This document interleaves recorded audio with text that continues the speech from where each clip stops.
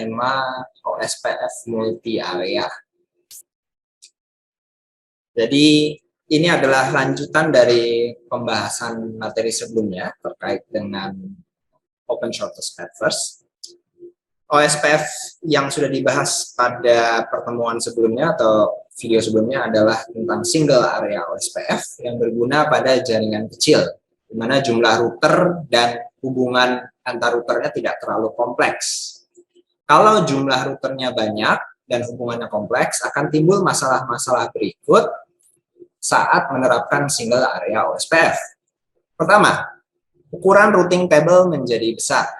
Jadi masing-masing router akan mendapatkan tambahan dan data dari seluruh domain single area OSPF tersebut. Jadi sangat besar ukuran routing table-nya. Kedua, ukuran link state database-nya juga besar. Karena perlu diingat ada proses pertukaran tentang link yang dan jalur yang diketahui, dan itu memakan sumber daya yang cukup besar, yang mengakibatkan yang ketiga, kalkulasi shortest path first atau SPF-nya menjadi lebih sering. Oleh karena itu, untuk meningkatkan efisiensi dan skalabilitas, OSPF mendukung mekanisme multi area yang sifatnya hierarkis. Mari kita lihat pada gambar berikut. Di sisi sebelah kiri, kita akan melihat ada 4 router yang terhubung satu sama lain. Di sini berarti ada switch ya, yang terhubung ke router 1. Router 1 terhubung ke router 2 dengan point to point. Router 2 terhubung dengan point to point serial kembali lagi ke 4 router di sebelah kanan. Nah, kalau keseluruhan router-router ini menjadi satu area yang sama atau menjadi satu single area OSPF, maka akan mengalami kendala-kendala yang disebutkan tadi. Kalau area besar ini kita bagi jadi bagian yang lebih kecil, yang nanti disebut sebagai multi area, ini akan berguna untuk mengurangi beban proses dan memori di masing-masing router. Sebagai contoh, setiap saat router menerima informasi baru tentang topologi, seperti penambahan, penghapusan, atau modifikasi dari jalur yang tersedia, router harus menjalankan ulang algoritma SPF-nya, membuat ulang pohon di struktur algoritma SPF-nya, dan mengupdate lagi routing table-nya. Ini adalah proses yang CPU intensif, memakan sumber daya CPU sangat tinggi, dan butuh waktu. Terlalu banyak router pada satu area mengakibatkan database LSDB menjadi besar, meningkatkan beban CPU. Sehingga multi area OSPF itu disarankan. Tapi kita memerlukan desain jaringan yang hierarkis, di mana area utama yang wajib harus ada, disebut juga dengan area 0, itu ada di tengah. Dan semua area lain harus terhubung ke area 0. Mari kita lihat, masih dengan topologi yang sama, bagaimana kalau kita membaginya menjadi 3 area. Jadi 4 router di sebelah kiri itu adalah area 1. Lalu 2 router di sini adalah router 1 dan router 2 adalah di area 0 sebagai backbone, dan di 4 router sebelah kanan lagi itu area 1. Seperti yang terlihat di gambar, routing masih terjadi antar area, namun proses CPU intensif seperti rekalkulasi algoritma SPF hanya dilakukan di masing-masing area. Nanti perubahan dari satu area tidak membuat router pada area lain melakukan rekalkulasi. Dengan membaginya menjadi multi area seperti ini, keuntungannya adalah ukuran routing table menjadi lebih kecil, karena router yang menghubungkan antar area yang akan menjembatani. Yang kedua, mengurangi perhitungan SPF. Kita perhatikan lagi di sini, pada gambar terlihat bahwa jika terjadi kegagalan pada sebuah area, maka hanya router penghubung yang akan melakukan pertukaran LSA dan menjalankan algoritma SPF.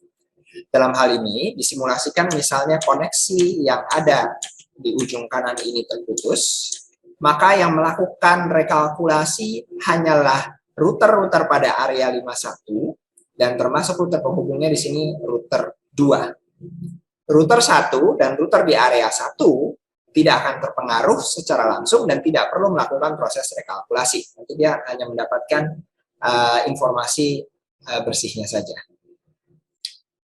Multi-area OSPF akan diimplementasikan dalam dalam hierarki dua layer.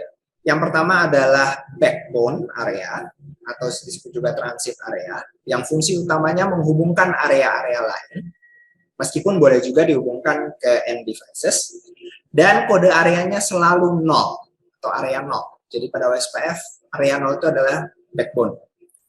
Lalu hierarki yang satu lagi adalah regular atau non-backbone. Area regular menghubungkan user dan sumber daya yang umumnya dibuat berdasarkan pengelompokan fungsi atau pengelompokan geografis. Area ini dapat memiliki beberapa subtipe, diantaranya stub, totally stub, atau not so stubby. Kaidah umum dari OSPF multi-area. Pertama, areanya tidak lebih dari untuk satu area ya, tidak lebih dari 50 router. Lalu, sebuah router sebaiknya tidak terhubung di lebih dari 3 area. Meskipun bisa saja sebuah router sebagai penghubung banyak area, itu bebannya sangat tinggi sehingga tidak disarankan, dan router tersebut harus memiliki kapasitas dan kapabilitas yang tinggi, sehingga tidak disarankan setiap router dihubungkan lebih dari 3 area. Dan tiap router sebaiknya tidak memiliki lebih dari 60 tetangga. Jadi kalau tetangganya terlalu banyak, nanti LSTB-nya juga terlalu besar. Router yang menjalankan OSPF dan berada dalam hierarki multi-area dikategorikan berdasarkan fungsi yang dilakukan pada domain routing, di mana tiap-tiap router bisa masuk ke lebih dari satu kategori berikut. Kategori pertama, sebagai internal router. Internal router adalah router yang memiliki semua interface-nya pada area yang sama. Semua internal router akan memiliki, pada area yang sama ya, akan memiliki LSDB, link state database, yang sama. Dalam contoh ini, router di area 1, 4 buah ini, tidak termasuk router 1, itu adalah internal router. Jika pada area 0, antara router 1 dan router 2 ditambahkan lagi 2 router, maka 2 router ini adalah internal router, karena semua interface-nya ada pada area yang sama. Di sebelah kanan, di area 51, 4 router yang ini adalah internal router. Tetapi router 1 dan router 3 bukan internal router. Karena salah satu interface-nya ada di area 1, untuk router 1 ya. Satu interface-nya lagi ada di area 0. Dan untuk router 2, satu interface di area 0, satu interface di area 51.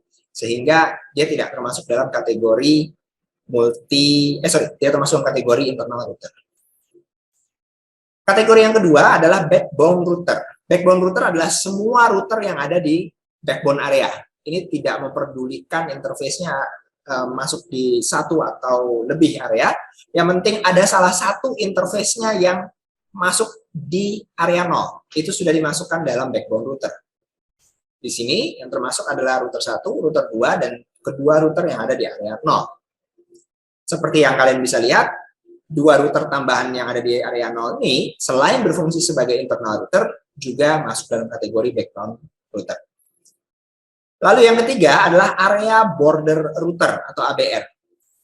Area border router adalah router yang interface-nya terhubung ke lebih dari satu area dan harus mempertahankan LSTB yang terpisah untuk setiap area. Dan ini merupakan pintu keluar untuk sebuah area.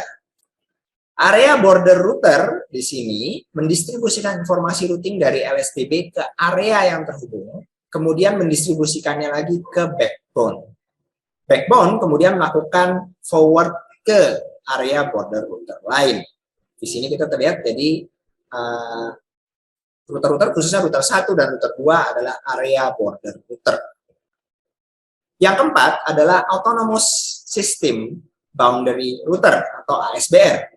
Ini adalah router yang setidaknya memiliki satu interface terhubung ke jaringan internet luar. Yang ini adalah router 1. Jadi pada gambar ini adalah router 1 yang terhubung ke internet dan dia berfungsi sebagai Autonomous System Boundary Router. Di mana jaringan yang luar itu seperti internet tidak termasuk dalam OSPF routing domain. Kita akan lihat tipe LSA yang dipertukarkan, link state advertisement. Link State Advertisement adalah yang menyusun LSDB di OSPF. Secara independen akan bertindak sebagai catatan database dan menyediakan keterangan OSPF secara detail. Dalam kombinasi dengan sesamanya, LSA akan mendeskripsikan keseluruhan topologi dari jaringan OSPF atau OSPF area tersebut. Total ada 11 LSA, namun untuk implementasi multi-area OSPF setidak-tidaknya digunakan LSA tipe 1 sampai tipe 5 yang akan kita bahas. LSA tipe 1. Semua router yang mengiklankan jaringan terhubung langsung dalam LSA tipe 1. Jadi tipe 1 ini adalah iklan jaringan yang terhubung langsung. LSA ini mengandung daftar dari interface yang terhubung langsung, tipe jalur, tetangganya, dan status link. LSA tipe 1 akan dibanjirkan atau di-float hanya kepada area sumber dan tidak dikirimkan ke area lain. Jadi misalnya kalau kita punya 3 area seperti ini, ada area 1, area 0, dan area 2, di mana area 1 ada satu router ASBR di sini ya, karena dia terhubung ke internet. Di area 0 ada 2 router, ABR1, ABR2, dan di area 2 ada 2 router lagi. Nah, yang dipertukarkan pada masing-masing router itu, jika informasinya adalah jaringan terhubung langsung, maka dia hanya akan menginformasikan ke dalam areanya sendiri. Jadi dalam hal ini ABR1 akan informasikan ke kiri ke ASBR, ASBR akan informasikan ke ABR1. ABR1 juga akan menginformasikan ke ABR2, ABR2 juga akan menginformasikan ke ABR1. ABR2 akan menginformasikan ke router-router di sebelah kanan ini dan sebaliknya. Tetapi LSA tipe 1 tidak akan ditembuskan atau diberikan kopinya oleh ABR di area yang berbeda. Jadi dia terbatas hanya pada areanya masing-masing. LSA tipe 2 ini hanya pada jaringan multi-akses dan non-broadcast multi-akses, singkatannya NBMA, di mana ada pemilihan DR dan setidaknya 2 router pada segmen tersebut. Jadi ini kasusnya misalnya kalau routernya terhubung satu sama lain, katakanlah menggunakan switch gitu ya di tengahnya. Tapi bisa juga dengan protokol yang lain. Nah, tipe 2 akan berisi router ID dan IP address dari designated router, si router pemimpin untuk kelompok itu, dan router ID dari semua router dalam jaringan multi-akses tersebut. Setiap multi-akses network akan menghasilkan LSA tipe 2. Pada gambar bisa terlihat di sini. Di sini, tujuan dari tipe 2 adalah memberikan router lain informasi tentang jaringan multi-akses dalam area yang sama. Pada gambar pada gambar ini, ABR1 bertindak sebagai designated router untuk area 1. Sehingga dia membuat LSA tipe 2 untuk area 1. Sedangkan ABR2 bertindak sebagai designated router untuk area 0. Jadi dia akan membuat LSA tipe 2 untuk area 0. Jadi yang membuat di sini hanyalah designated routernya, ABR1 dan ABR2. Dan dengan asumsi bahwa ABR1 sebagai DR-nya area 1 dan ABR2 sebagai DR-nya area 0. Pada gambar, area 2 tidak memiliki jaringan multi-akses. Lihat di sebelah sini, tidak ada multi-akses, ini point-to-point saja.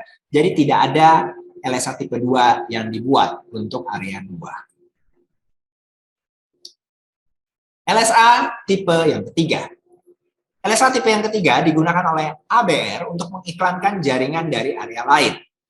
Jadi ABR mengumpulkan LSA tipe 1 yang ada di link state database-nya, lalu sesudah konvergensi di area tersebut, ABR membuat LSA tipe 3 untuk setiap dari jaringan yang dipelajarinya. Dalam contoh ini, yang bekerja adalah ABR. Seperti pada gambar, terlihat ABR1 dan ABR2 setelah mendapatkan informasi di masing-masing areanya, yaitu untuk ABR1 dia mendapatkan 2 ya, area 1 dan area 0. Untuk ABR2 dia mendapatkan 2, area 0 dan area 2. Maka sesudah dikompilasi didapatkan untuk masing-masing area alamat networknya, alamat informasi yang perlu dikumpulkan, maka akan diresumekan. ABR1 akan membuat sebuah LSA tipe 3 yang berisi informasi area 1 kepada area 0. Jadi dia menyimpulkan, saya sebelah kiri ada jaringannya area 1, saya informasikan ke area 0. Juga informasi tentang area 0 kepada area 1. Jadi dipertukarkan yang informasi dari kiri ke kanan, yang kanan ke kiri. Kalau ABR 2 mengirimkan informasi area 0 ke area 2 dan informasi area 2 ke area 0. Tapi hanya resumenya ya, bukan keseluruhan isinya. Jadi hanya resume alamat network-network yang bisa dituju saja. LSA tipe 4. Tipe 4 dan 5 digunakan secara kolektif untuk mengidentifikasikan ASBR dan jaringan eksternal ke dalam routing domain. Tipe 4 summary LSA dibuat hanya oleh ABR jika ASBR ada di area tersebut.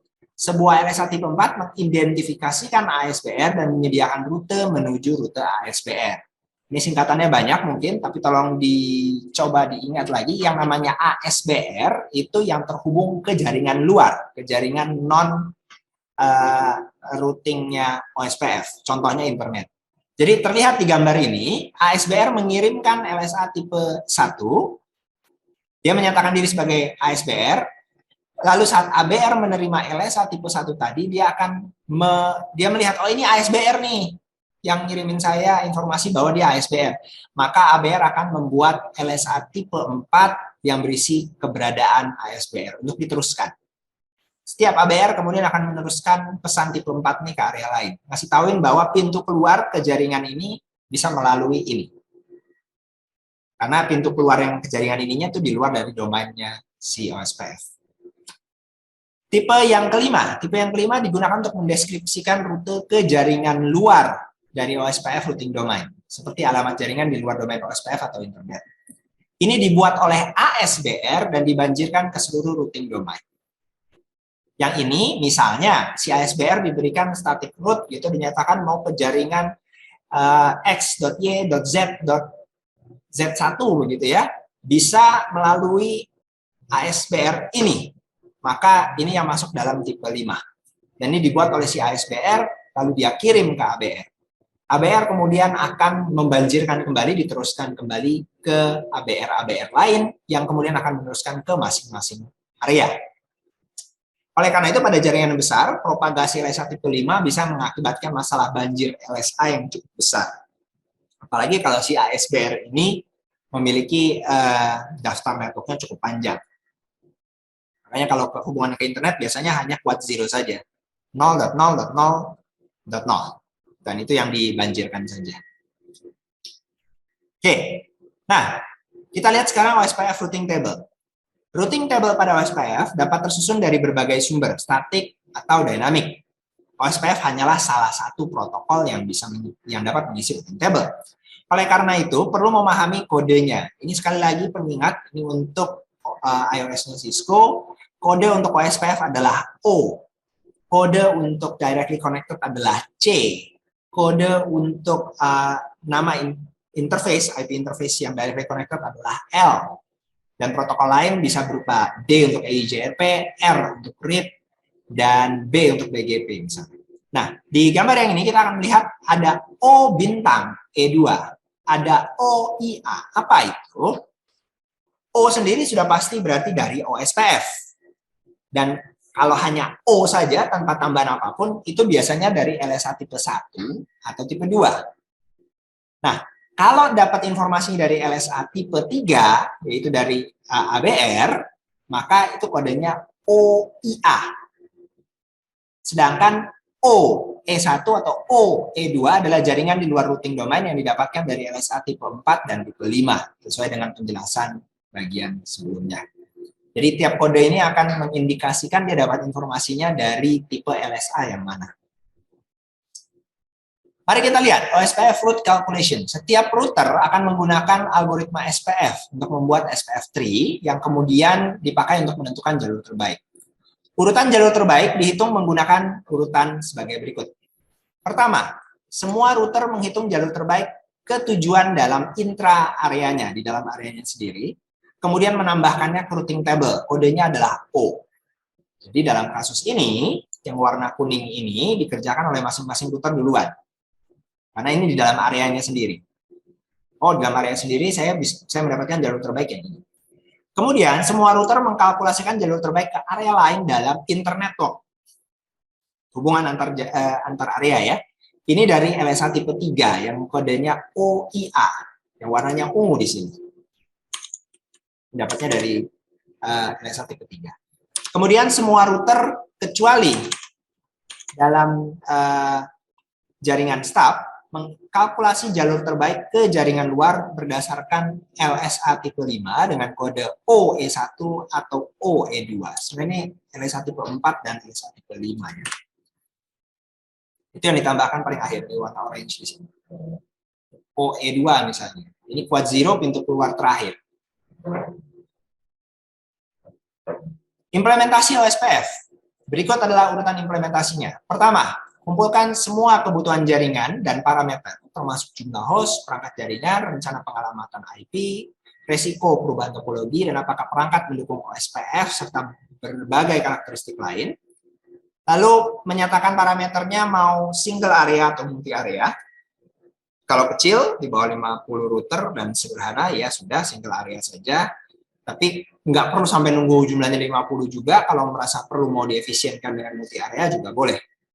Karena yang menjadi pertimbangan adalah rencana pengalamatan, topologi jaringan, dan lokasi geografis. Baru kemudian dikonfigurasi, dan terakhir diverifikasi apakah sudah benar.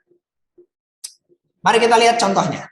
Konfigurasi multi area OSPF version 2. Ini adalah contoh yang disederhanakan, karena kalau hanya 3 router, sebenarnya ya kalau 3 router ya pakai single area saja, nggak perlu sampai multi area. Tapi hanya sebagai contoh, mari kita buatlah ini menjadi multi area, 1 router 1 area, gitu ya. Kecuali ya di sini router 1 dia ada di 2 area, router 3 ada di 2 area. Nah, router 1 dan router 3 otomatis menjadi area border router ABR, dan router 2 otomatis hanya menjadi internal backbone. Karena internal router dan backbone. Karena dia semua interface-nya hanya di area yang sama dan kebetulan backbone di area 0. Tidak ada perintah khusus untuk mengimplementasikan multi area OSPF. Sebuah router akan otomatis jadi ABR jika ada 2 pernyataan network pada area yang berbeda. Kita lihat di router 1. Router 1 yang sebelah sini. Jadi dia punya interface gigabit 00, 01 ada di area 1, dan serial 000 ada di area 0. Sehingga setelah kita buat prosesnya, router OSPF 10 misalnya, kemudian kita nyatakan router ID-nya, misalnya di sini 1111, kemudian kita nyatakan network-nya, network 10.1.1.1 quad 0, ya, area 1. Sudah nyatakan berarti di area 1. Network 10.1.2.1 quad 0, area 1. Kenapa quad 0? Di sini perlu kalian perhatikan, di sini hanya untuk penyederhanaan. Sebenarnya kalau kamu menyatakan dengan subnet masknya 1124, maka boleh saja dituliskan dengan 000255. Di sini yang dikenakan hanya interface-nya 1 biji saja. Area 1 yang ini network 192.168.10.1 quad 0, area 0. Otomatis ada 2 perintah area di sini. Si iOS sudah memahami bahwa saya, router 1, akan bertindak sebagai ABR antara area 0 dan area 1. Router 2 bagaimana? Kalau router 2, berarti semuanya hanya di area 0. Dia tidak akan jadi ABR. Kita setting prosesnya, kita setting ID-nya, kita setting area-nya. Router 3 juga ABR, karena ada pernyataan 2 area yang berbeda, yaitu area 0 dan area 2. Seperti pada multi area OSPF, konfigurasi multi area pada OSPF versi 3, ya di sini saya perkenalkan juga sedikit OSPF versi 3, sebenarnya sama. Tidak ada perintah khusus yang diperlukan, otomatis sebuah router akan jadi ABR kalau dia mendeteksi ada 2 area yang dimasukkan, 2 atau lebih ya. Cuman perbedaan utamanya tentu saja di OSPF versi 3, pengalamatan yang dipakai adalah pengalamatan IP versi 6 dan konfigurasinya dilakukan di interface.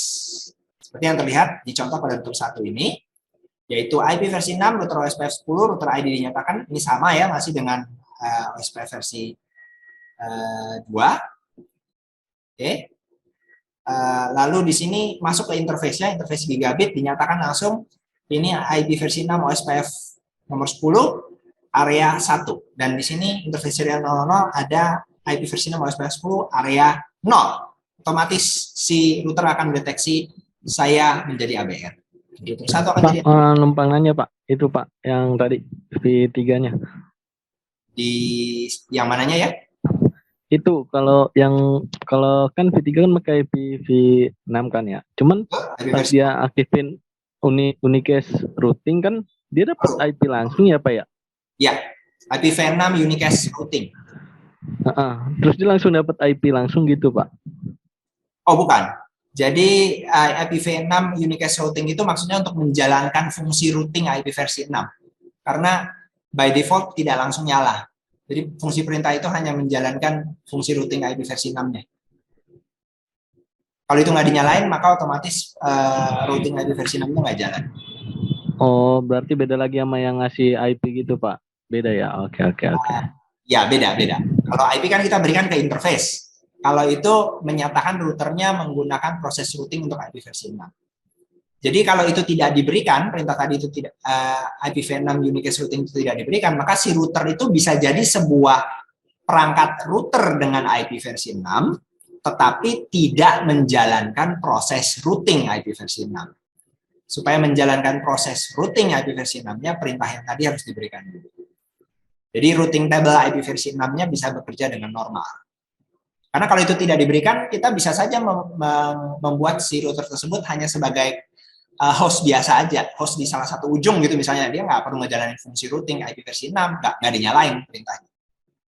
Tapi dalam kondisi kita yang di sini, karena kita meletakkan si router itu di tengah-tengah, dan dia harus berkomunikasi dan menjalin komunikasi IP versi 6 dengan tetangganya, maka harus diberikan perintah. Tidak dinyatakan sih di sini secara eksplisit, itu dianggap sudah tahu bahwa harus ada. Itu ya. Oke, saya lanjutkan di sini konfigurasi multi area OSPF versi 3-nya itu sama seperti di router 1 untuk router 2 ya. Cuma perlu diingat perintahnya ada pada interface. Ini juga pada router 3-nya. Perintah router ID masih sama seperti OSPF versi 2. Lalu bagaimana verifikasinya? Perintah untuk melakukan verifikasi bisa dilakukan pada multi area OSPF versi 2 yaitu dengan lihat tetangga, show IP OSPF neighbor, melihat informasi terkait dengan proses OSPF, show IP OSPF, melihat informasi interface yang bekerja dalam proses OSPF, show IP OSPF interface, show IP protocols, menampilkan semua routing protokol yang bekerja, termasuk OSPF di dalamnya, show IP OSPF interface brief, menampilkan daftar interface OSPF secara singkat, yang aktif pada rute tersebut. Lalu show IP route OSPF menampilkan semua rute yang berasal dari OSPF. Dan show IP OSPF database adalah untuk melihat link state database yang sudah disusun oleh proses OSPF. Untuk OSPF versi 3, perintahnya sama persis dengan tambahan catatan kata-kata IP diganti menjadi IPv6. Jadi misalnya show IP OSPF neighbor menjadi show IPv6 OSPF neighbor. Ini contoh output dari show IP protocols. Kalau show IP protocols, tolong diperhatikan semua routing protokol yang aktif akan ditampilkan. Dalam hal ini misalnya pada cuplikan gambar ini hanya OSPF dengan 10, proses 10, sehingga di sini yang tampilkan routing protokol di OSPF 10, di mana dia menyatakan areanya adalah 2, dan dia menganggap si router ini adalah ABR, lalu mengiklankan untuk 3 network berikutnya. Beserta ada di sini ada 2 rekannya yang lain. Ya. Ini contoh show IP OSPF interface brief. Ini menunjukkan semua interface yang terkait dengan proses OSPF dan terlihat areanya juga. Ini show IP route OSPF dan hanya melihat yang mulai tulisan begin gateway ini artinya tidak mau melihat legenda. Karena kalau di iOS sebelumnya tulisan gateway of last resort, itu bagian atasnya itu legenda D untuk apa, O untuk apa, nggak mau lihat yang itu, jadi tambahin pipe begin gateway. Sebenarnya tanpa pipe begin gateway pun sama saja, cuma di atasnya ada informasi tambahan. Show IP route di sini terlihat semua yang kodenya O itu adalah OSPF, dan kode-kode tambahan tadi yang seperti sudah dijelaskan, apakah itu berasal dari LSA tipe 1, tipe 2 sampai tipe 5 terlihat. Ini contoh show IP OSPF database, akan terlihat link ID dari masing-masing router yang dikenali, gitu ya. Misalnya di router 1, maka dia mengetahui diri saya sendiri adalah 111. Ini adalah informasi link state di area nolnya, dan ini adalah link ID yang ada yang saya iklankan. Kalau di area 1, ini warnanya disengaja dibedain, ya. Posisi link ID-nya berbeda. Jadi ini ngelihat iklan yang ada. Jadi ini, bukan ngelihat iklan, tapi lebih tepatnya link state database yang sudah didapat dan disusun. R1 akan punya catatan tentang area 0 dan area 1, karena dia bertindak sebagai ABR. Setiap area kemudian punya informasi tetangga dan rute. Oke, itulah teori tentang multi area OSPF. Supaya lebih paham, kalian perlu melakukan konfigurasi multi area OSPF dengan paket tracer yang tersedia. Ada konfigurasi untuk OSPF versi 2 dan ada konfigurasi untuk OSPF versi